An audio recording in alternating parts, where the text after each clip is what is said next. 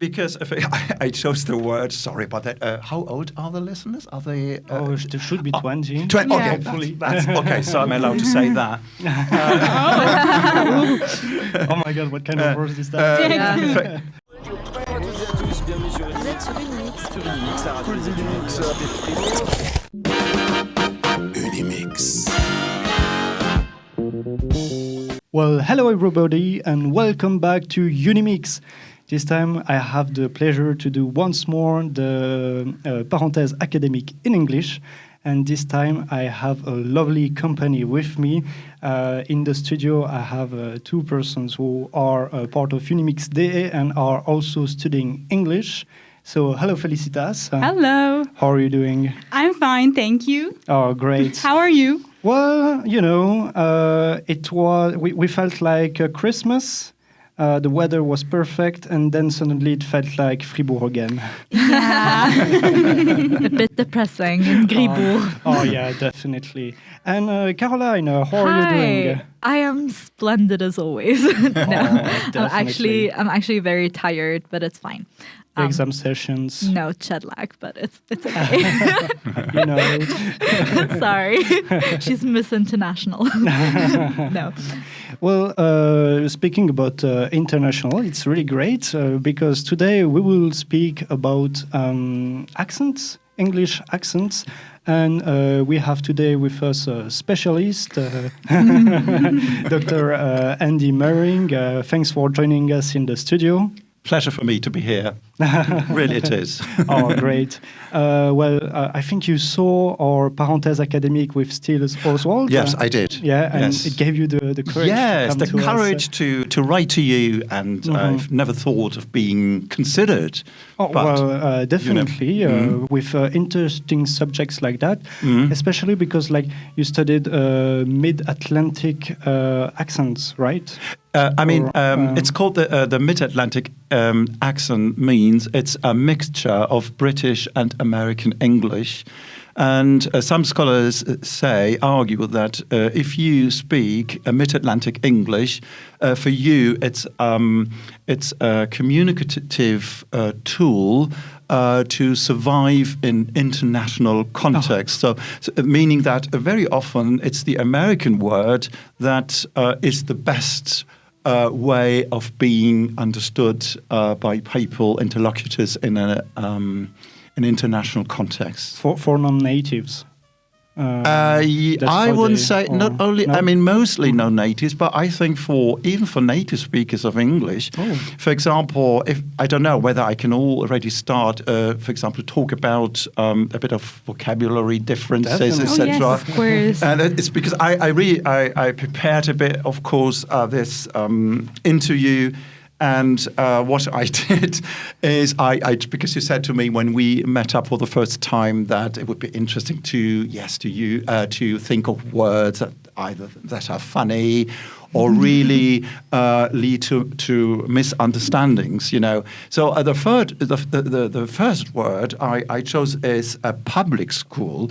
So as a mid-Atlantic speaker or as a speaker, international English speaker, I would say you shouldn't use that word in an international context because in British English, a public school is a school where rich children go, and it's a private school, you know, and they have to pay for that. It's but no, you're wondering, okay, public school. Why are the Brits call this a public school? Because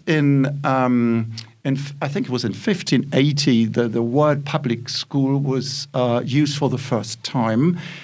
And it was, in actual fact, it was a grammar school where everybody could go, but after a while, only well-to-do kids went there, and then slowly but surely it got the meaning of today's meaning of public school, and then, for example, Eton is a very famous public school where Prince William went, etc. And if you go there, of course, you've got, if you write that in your CV that you went to Eton in that public school, I think you get the job. Any job you want. Yes, yeah. Wow. And very often they are called the cradles of snobbery. Oh. That's really nice. Yeah. And you might know the English word posh people, Yes, of course. and usually they have got that reputation that when you went to these public schools that people are posh, and you know in England. They call the pronunciation, the standard pronunciation of English is called received pronunciation, and received is a quite it's an old-fashioned word, and it means at the time it meant that this accent was usually accepted by most of the people, etc. And but the term. Before received pronunciation was public school accent, because all these people coming that went to a public school spoke with that received pronunciation English accent, and very interesting is that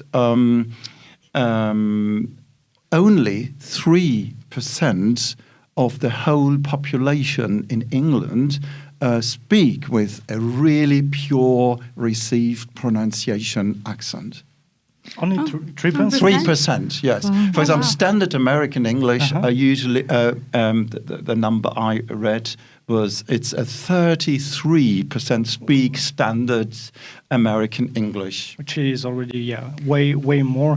Yeah, because what is especially important for the students of Fribourg, I think with your research, is that most of them are destined to become teacher. Yes. And I don't know about you girls, but when I had to study English, one of my teachers told me at some point you got to choose between American English and British English. Yeah.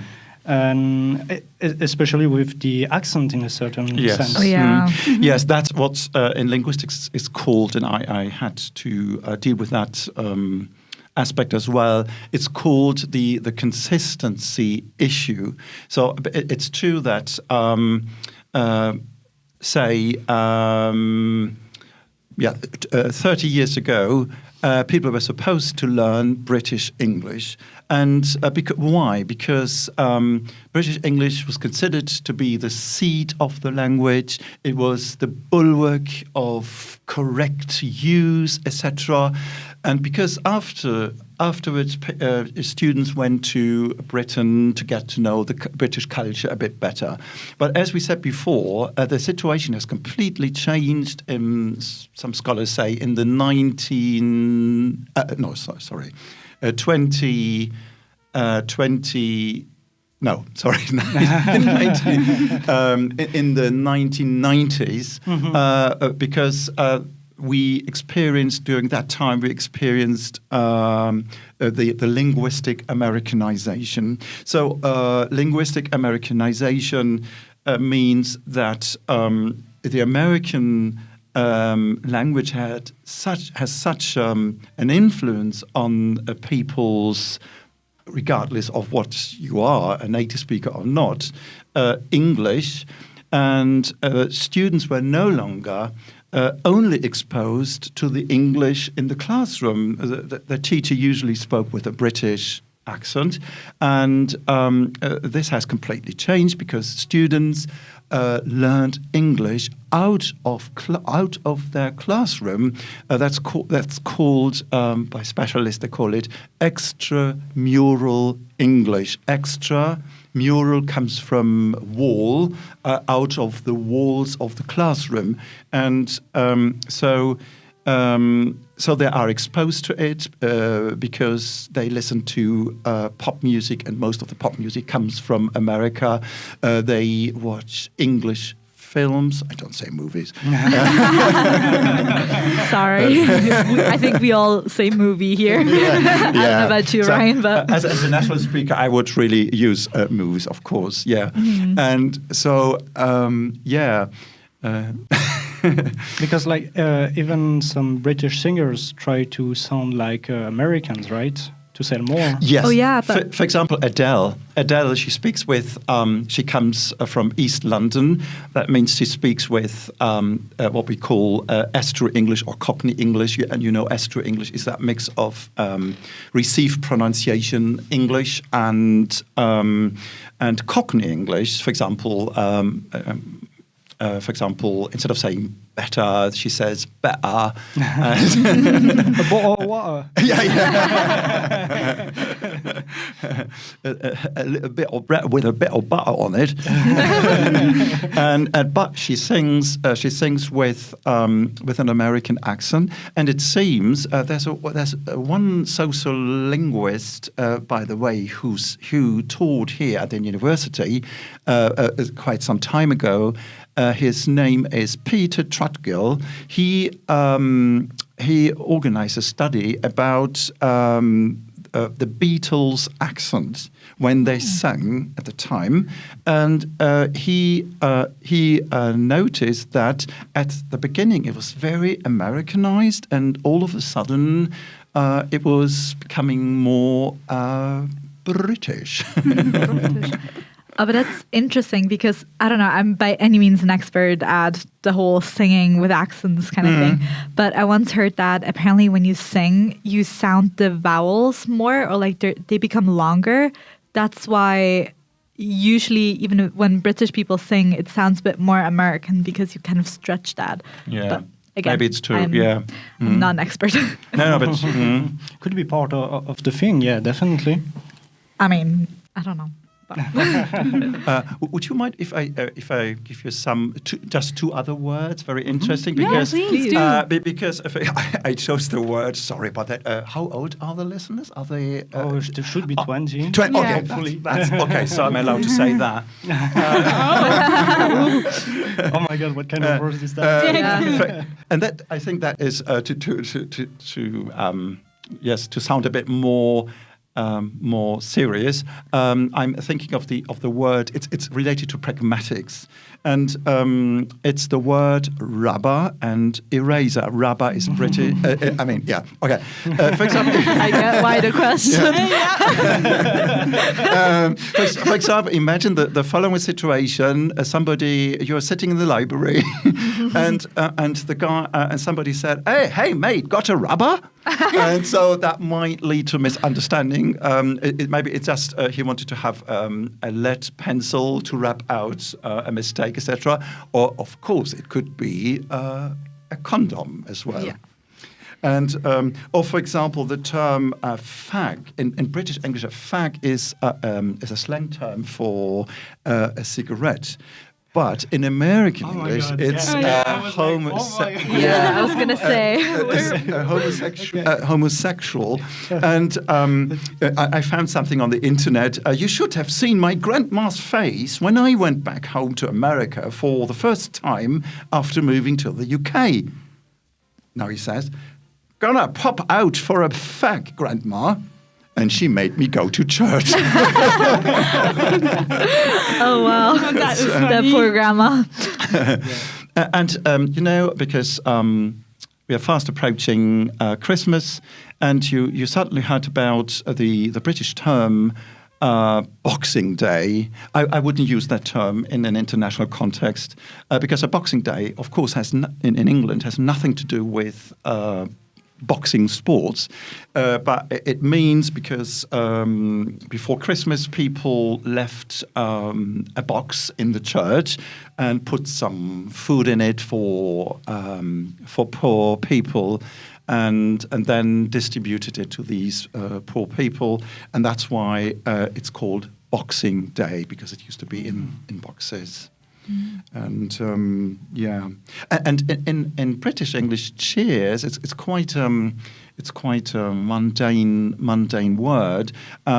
Cheers means in British English thank you and goodbye at the same time. But in American English and in British English, it means when you're having a glass of wine or beer, and you say cheers, like in German Prost, or or in French santé, and Even like you told me you once were surprised, in England when they like in the American South, maybe they call you sweetie or sweetheart, but one cashier, I think. Yes, told you, my love, right? Right. This is due to regional English, because the southern and northern divide. For example, northern people don't say he asked me. They say he asked me, or the sound becomes u, so butter becomes butter, like in German, etc. And so one day when I was in York for the first time, I went to Tesco's. It's a supermarket, and then I bought some items, and then I was ready to pay, etc. And then the lady said to me, "Oh, how are you today, darling?" And I was wondering, okay, we are not engaged, aren't we? Did you miss something? Yes, right. Yeah. Oh, yes, tonight was quite busy. I had too many beers in the pub and I didn't remember that. I promise. No, if I may add that, because we just talked about now words that are still very current, these differences, but there are, I find it quite interesting, there are words that used to be Americanisms, but they aren't any longer. For example, maybe it might surprise you, there's the word radio. Oh. A radio is an American word originally, and then at the beginning of the 20th century, it was superseded. Wireless was the word used in England, and wireless is still the word used in some of the British dialects, and so like what are listening to the wireless? Like yes, listening to right. the radio? Yes. Okay. Oh, Yes. that's interesting. And when Edward the Eighth, Edward the Eighth was the king who finally abdicated because he got married to Wallis Simpson, who was a divorcee, American socialite, and 3 times divorced. Oh. And Yeah. because the king is the head of the Anglican Church, so he was not allowed to either. He couldn't get married to her, or if he wanted to marry her, he had to abdicate. What he finally did, but when he was still king, I noted it down. I find it quite amazing because he used the word radio, the American word, for the first time at the beginning of his speech. It has been an ancient tradition of the British monarchy that the new sovereign should send a written message to his peoples. Science has made it possible for me to make that message more personal and speak to you all over the radio. Oh, Yeah, there was wow. certainly maybe influenced by his mistress. Yeah. Sending a strong political message. Yes, yeah. And so, coming back to your research, Yeah.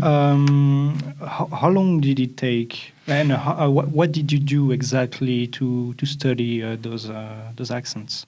Yeah, what I did, it's based on a questionnaire, and for example, the first part was about demographic information. Which class are you in? Where do you come from? What's your mother tongue and stuff like that? And then I also dealt with exposure patterns. For example, what do you do in English on a regular basis? Do you listen to the radio? Do you go on the internet and stuff like that. And then a third part was about the 4 language areas, lexis, pronunciation, grammar, and spelling. And then quite an important part was about attitudes to English. For example, I asked the question, what do you think Prince Charles in 1995 said in front of an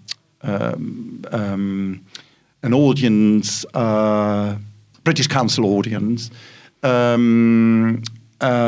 He said this: Americans invent all sorts of words that shouldn't be, and so shouldn't be. Yeah, like if Shakespeare didn't invent any words. Yes, I was just gonna say, like, Shakespeare is known for having invented so many new words. Yes. So it's kind of like, I don't know. I don't want to say hypocritical to make that statement, but. Yes, maybe, definitely. Maybe a little bit. Because I mean, he was at the time he was a prince, and now he's a king. But I mean, he's not a linguist, and we have to accept that language is something very. It's changing all the time. I mean, I don't know. For example, you just mentioned at the beginning. You mentioned or last time when we met. How are you? And these days, young British people will answer you, "I'm good," and non-native speakers as well, "I'm good." But elderly British ladies would say, they would be very close to a heart attack. They would say, you know what? You can be a good person. And you have to say, "I'm well, I'm fine. Standards are going down." But that's true because, okay, so my background is I grew up here learning British English in school. Yeah. And then I lived in America for a year. And like we were taught the proper grammar would be the answer to the question, "How are you?" would be, "I'm fine," or "I'm well," just like you said. Mm-hmm. So whenever Americans would ask me that, in the beginning I would answer like, I'm fine, I'm well. Eventually, or pretty quickly, I adapted to it. "Oh yeah, I'm good, thanks." But it's interesting to me because I felt like hardly any Americans know that this is not proper grammar. Yeah. And that's just one example, but it happens for so many other words as well. So that's really interesting. Maybe you have other examples like that. That's kind of like not proper grammar, but is now, I guess, maybe official grammar. I don't know. Yeah. For example, very often Americans use, but it's even America. It's considered to be colloquial. It's not really standard. It's real good. Instead of saying it's really good, that was one of my variables as well in my. I wanted really to test that if students and I found out that. Because I had 4 groups, I had grammar school students, I had students studying English at the university, all non-native speakers, and I had English teachers, non-native speakers, and as a reference group, I had British expats or residents, and real good, and a term I really hate hearing, because I hear it so often on trains, and I call it an overused term. It's like. I was just gonna say. Sorry about that. It's my attitude. Hopefully not like Prince Charles at the time, but I call it in linguistics a quotative. It's a colloquial quotative. Instead of saying, for example, "He said to me, please."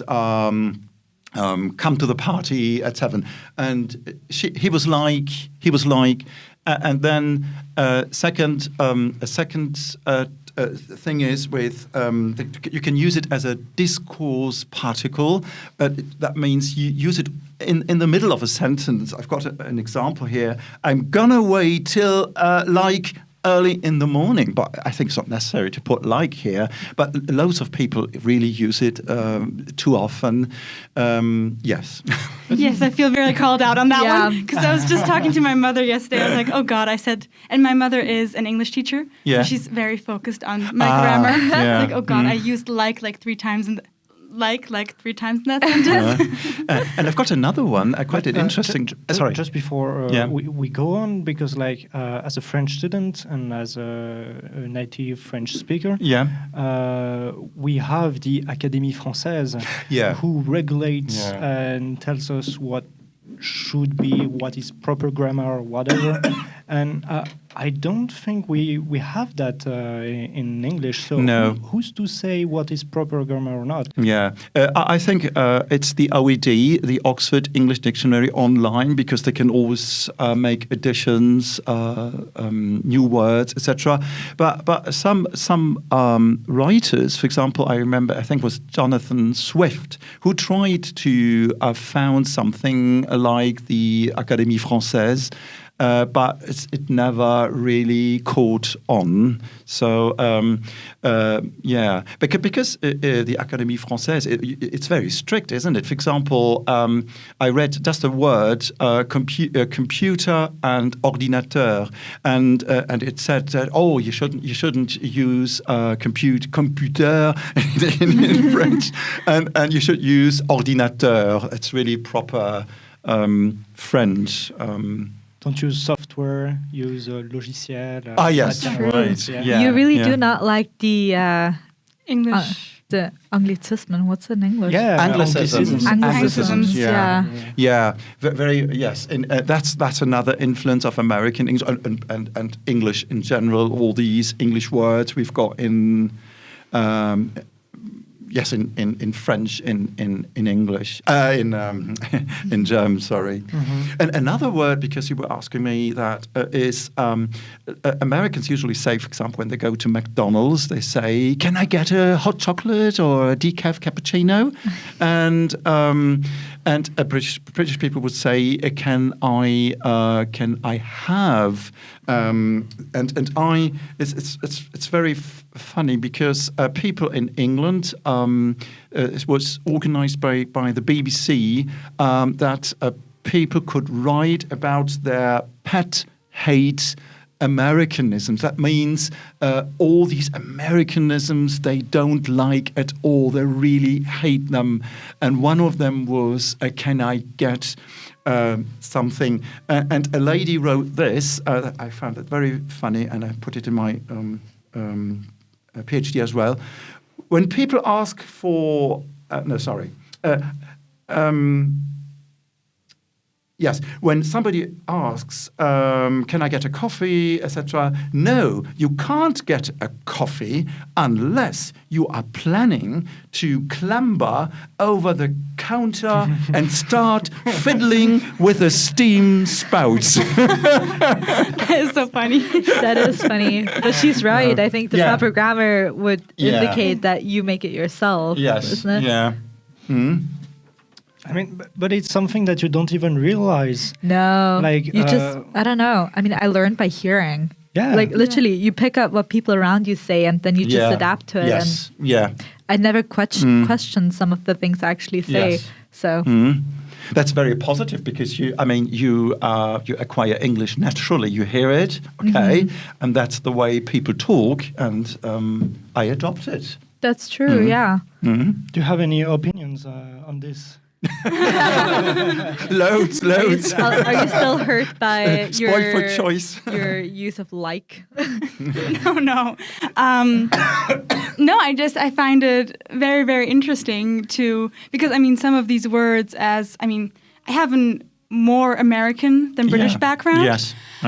So some of these words I've also wondered, like public school, private school, something I've never understood because I was like, this makes no sense to me. Yes. Or I was, so it's really interesting to find out where these words come from. But I have to say, I do have a tendency to the British English because I just feel like it just sounds so much nicer. Or like the example you use, "Can I have a coffee?" Yeah. Just sounds so much more polite. And the American is usually very Can I get a coffee? Yes. Not unpolite, just very American. It's quite interesting because, you might have heard about Downton Abbey. It's about aristocracy and the servants, etc., in England at the beginning of the 20th century. And this series has really had a great success in America. And very often Americans say to people that speak with a British accent, "Oh, you sound so sexy." Oh gosh, I love that. But it's true. People do usually have a thing for accents. It's like I think the first thing you're going to talk about.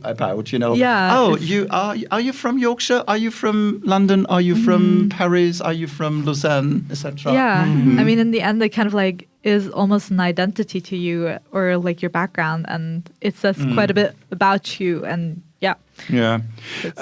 And I also, because we've just talked about words, etc., and of course I dealt with grammar as well, and I chose for example, tag questions, because in English, in British English, tag questions is rather a complex issue, isn't it? Very complicated to produce tag questions. When you ask, for example, Kate will be here soon, won't she? Or they don't like us, do they? Let's go for a walk, shall we? And don't be late, will you? And then the worst, I think the most difficult, I'm right, aren't I?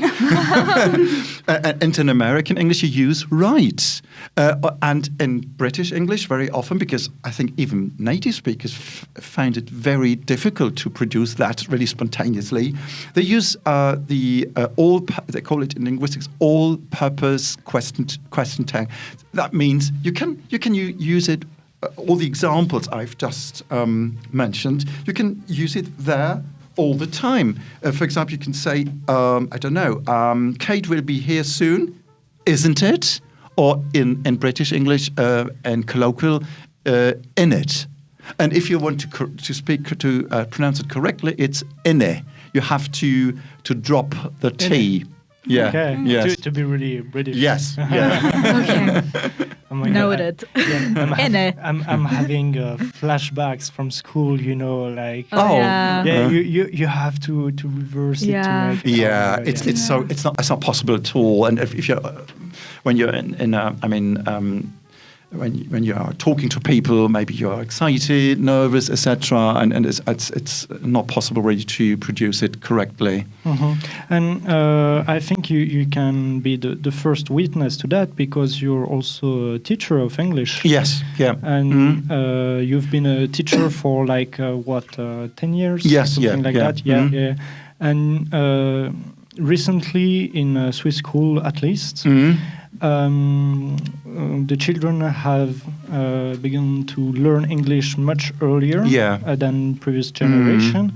And have you seen a difference in that, in their ability to speak or learn English? The problem is that it's politically, in political terms, I think it sounds really exciting that the earlier you start, the better it is, a better speaker you become in English. And but in my opinion, the problem is, for example, teachers teaching early English in primary schools, do they really get the appropriate training at university? I'm not convinced, to be honest. But the idea is brilliant because, maybe you heard about the critical period hypothesis. That means that you are able, as somebody learning a language, you are able to learn it like a native speaker until puberty, and then you lose all these. For example, it's more difficult for you to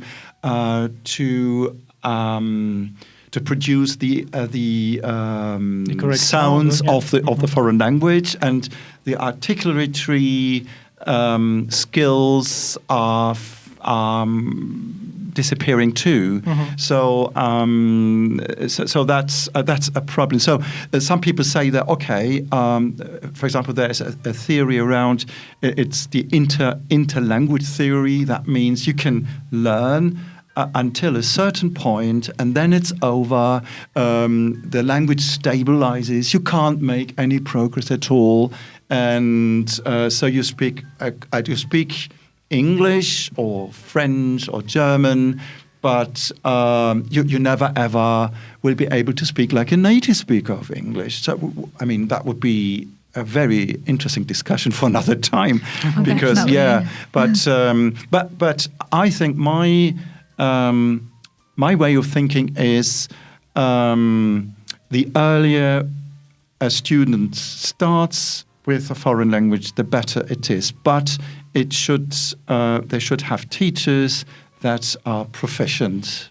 Definitely. Yes. Yeah. And before we continue our talk, unfortunately, my two little sunshines here have exams. You're too sweet. Yes. But thank you so much for letting us be a part of this interview. It was really, really interesting. Thank you so much. Thank you so much for coming and listening to me. Our pleasure. Yeah, really. Definitely. Also, thank you from my side, my end. It was really, really interesting. And I've learned a lot, actually. So thanks for clearing up the British public school history. Then, enjoy the rest of this episode. And Thank you. Yeah, and I wish you the best of luck for the exams. Yes. Thank you so much. So you're going to have exams soon? Well, yes, I have one in 15 minutes. Oh! Wow. Yes. In English or? No, in Middle German. Oh, Middle German. Oh. Yes. So I prefer English, but okay. We keep our fingers crossed, okay? Thank you so much. Thanks for coming. Excellent. So now the real discussion can start.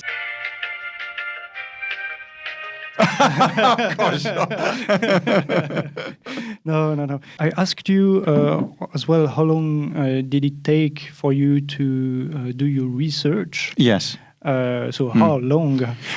Because in academia, some people think about doing PhDs and stuff, but it can get really long, really fast. Yes, it was a long time, to be honest. It was 10 years. Oh. It was not, because if you're a teacher and at the same time you do research, first of all you have to cut down on your teaching, what I did. And because, I mean, when you do research, at the beginning maybe I was a bit naive, because I was wondering, okay, because my questionnaires were quite long. I really wanted to ask everything, etc. And so the questionnaires were quite long, and then. What's the problem with a long questionnaire? People don't have enough attention, or they don't want to fill it? I think, in a sense, they were very willing to do that question, to fill in that questionnaire. And what I did, because I didn't want to distribute the questionnaires and then say, okay, fill it in, and then I go back home. I wanted really to have a sort of discussion with my informants for several reasons, and one, of course, was to a bit hear their accent. Is it really Americanized or not? So that already gave me quite an idea, you know. And I just want to say that at the beginning, you, as a researcher, you are very ambitious, and you are not quite aware of what kind of workload you are involved in. And that's why, amongst other things, it took such a long time, because you have if you've got all the data, you have to analyze them, etc., structure them, and that was quite demanding. Yeah, as well, because in an epistemological kind of way, once you have the data, The data is just a number, so you also have to make the number speak. Yeah, and that was the second. It was quite demanding as well because it's all about statistics. And to be honest, before starting, prior to that, I never ever did something related to statistics, and so I had to get used to it, etc. And then I really tried to, for example, what you can do. For example, to say, okay, apartment is quite often used as a word by my EFL informants, and then I tried to speculate why, etc. Because very interesting, because you might have words that are still quite under the influence of British English because they learned it maybe quite early at school, and the other category are words that are clearly due to linguistic Americanization. And we talked previously about the Académie Française. Yeah. So who's to say what is good or bad? Yeah. But for the speakers themselves, are they judging against one another about how people talk, or is it less than in French? Because in French, it's really like everybody is the police. Oh, you say that wrong, and that kind of stuff. I think that in Britain they're very strict. I think in terms of acceptance of accents, and I think Americans are much cooler. And British people are very critical, and there was a saying something like, once an Englishman opens his mouth, the other starts. It's not the literal. It's not verbatim, but the other starts to criticize. That says everything, and really in a very disparaging way. And so, if you go, for example, to Britain and it's for example, they did tests to classify what is the most popular British accent, and is it RP? No, it's rather accents from Liverpool or Birmingham, etc. And so that. When the BBC was founded in 1920, something like that, if you wanted to apply for a job as a newsreader, for example, you had to speak perfect RP or public school English without any local accent, And today, it's the other way around. To rather prefer people speaking with a local accent. Because why? Because you speak like us. Yeah. The audience, the listeners, and...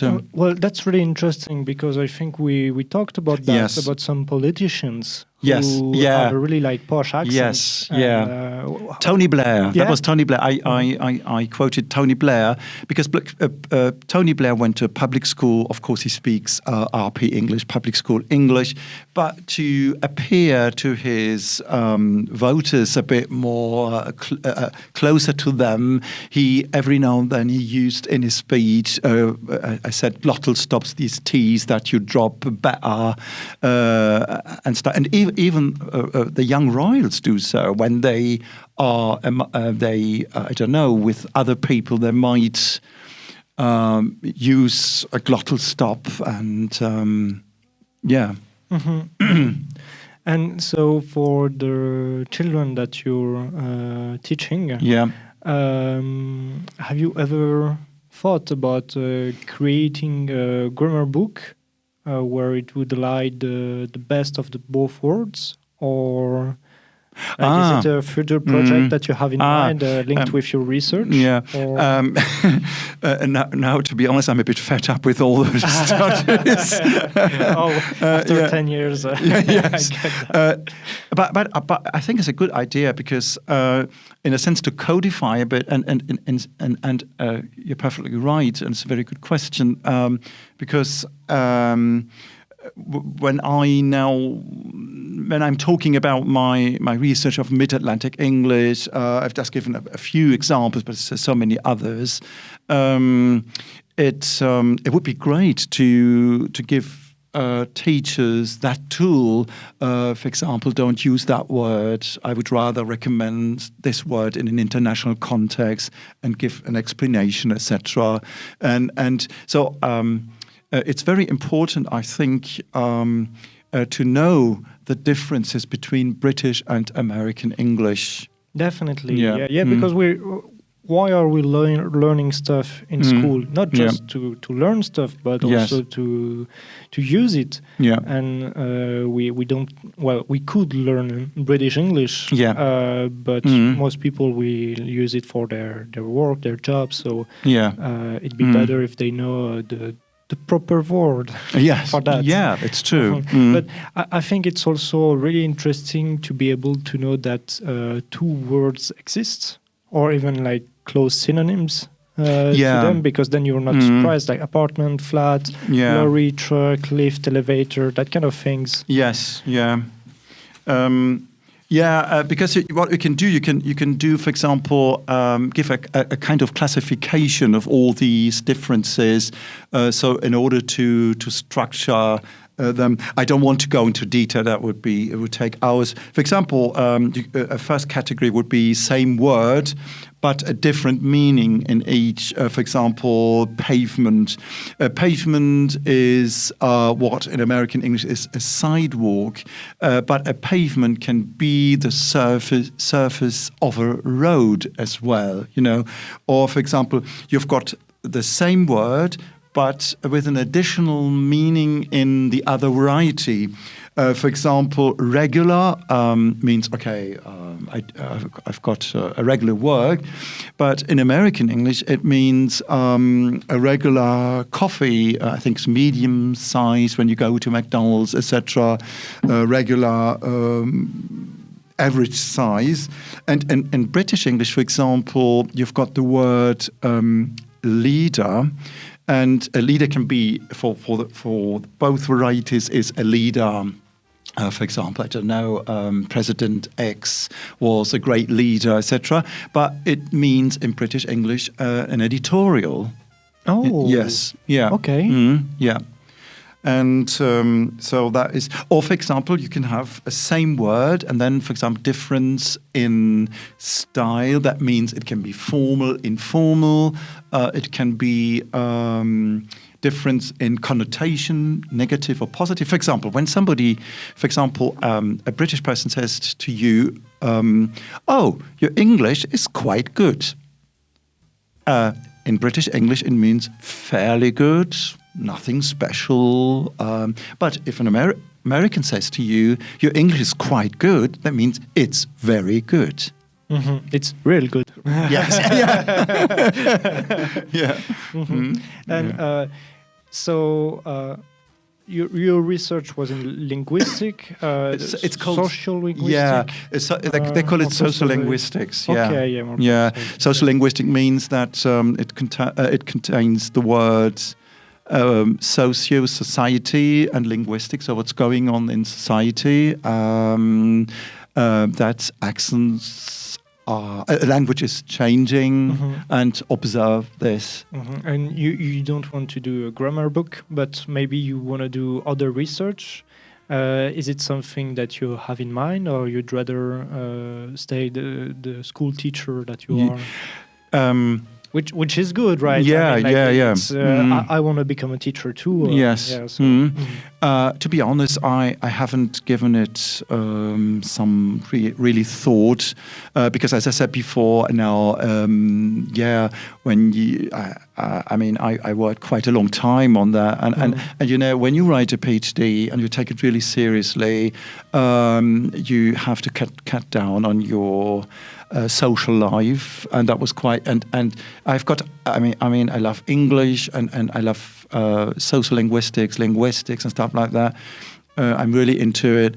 But I also like singing, so I couldn't really do that. I mean, it was an on and off thing, you know. You went to a rehearsal, and then next time you couldn't come, and it's sort of. I mean, or when you go to the rehearsal, you think, I could work more. Yes. Yeah. Guilty conscience. To be honest, that happened quite a few times to me. Yeah, and definitely, I think like. Is it Parkinson's law, something like that? But if you say, I will do it in a month or I will do it in a week, you will take the full amount of time you said. That sounds great. And so with like a PhD, you think I'll do it in 4 years, and you do it in 10 years. Yeah. And it's hard to be able to do it faster. I mean, when you don't have a precise deadline, right? Yeah. But it depends on loads of factors, because, I mean, you could do it in 3 or 4 years. It's possible to do that.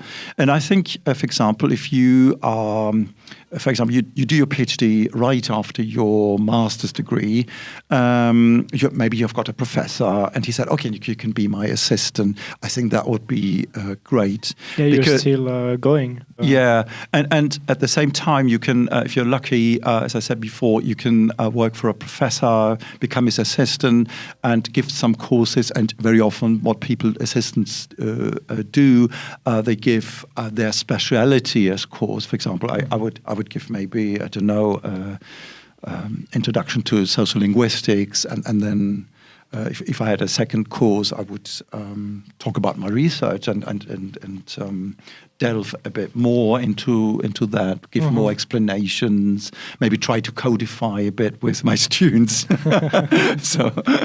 Yeah, and so maybe do you have tips for students who do research or who wants to do research, something that has helped you a lot? Yes.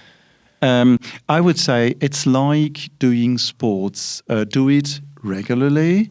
Don't take too long breaks, because in a sense you're punishing yourself, because you have to read a lot. You forget after 5 months, maybe you forgot what you read. So do it regularly. But have a social life too. It's very important because you need that balance. Otherwise, if you're just thinking of your thesis, I think, it's not healthy in psychological terms. Have a good relationship with your supervisor. Usually it is. I was very lucky. I had really loads of leeway. I could make suggestions, and he said, "Oh yes, that's a brilliant idea." Or he said to me, "Okay, it's nice to have, but it's not necessary to deal with that in your thesis." Wink, wink. Yes. Yes. Yeah. Oh, great. Yeah. Well, it was really interesting to dive into this research and those accents and the weight that they have in society. Yes. And especially for the students that will become teacher, to be aware of those things. And so where can we find your research? Yes. My book is called Mid-Atlantic English in the EFL Context, and a large-scale sociolinguistic study. And when you type it on Google, it's there. Excellent. Yeah. So that people can have a look if if they're interested. Yeah, but definitely like really important subject, I think, for future school teacher and English learner, definitely. But because what I did, because I did my research, etc. But I had a theoretical part, because you have to have a theoretical part, definitely. And I really did what I just did with you. I analyzed words and pointed out, this has has this connotation in British English and American English. I tried to find the etymology, and for example, as I said, for example, former Americanism, that is quite an interesting subject as well, that we are no longer aware of that. For example, the Beatles, when they sang "Yeah, yeah, yeah," it comes from American English, and it was, I think, from the south of America, because they have got these drawling pronunciation of yes, and it became yeah. Okay. Something like that. It's an American. It was a former Americanism. Oh, excellent. Well, it was really a pleasure having you here in our studio. Pleasure is all mine, really. It was really great. Oh, yeah, great. And if suddenly you want to talk about some more words with us, it would be a pleasure to discuss that I'd love again. to. I'd love to, really. Because accents, it's really my cup of tea. Doesn't mean that I know everything, but I read quite a bit. Yeah, you already know. With 10 years of research, yes, I think hopefully, otherwise. Excellent. Well, Andy, thank you for this really interesting conversation. And thanks for watching us today. It's always a pleasure to give little insight in the academic studies. We'll see again really, really soon. And if I edit this quite fast, I wish you a happy Christmas. And if not, well, I wish you a happy day. See you next time.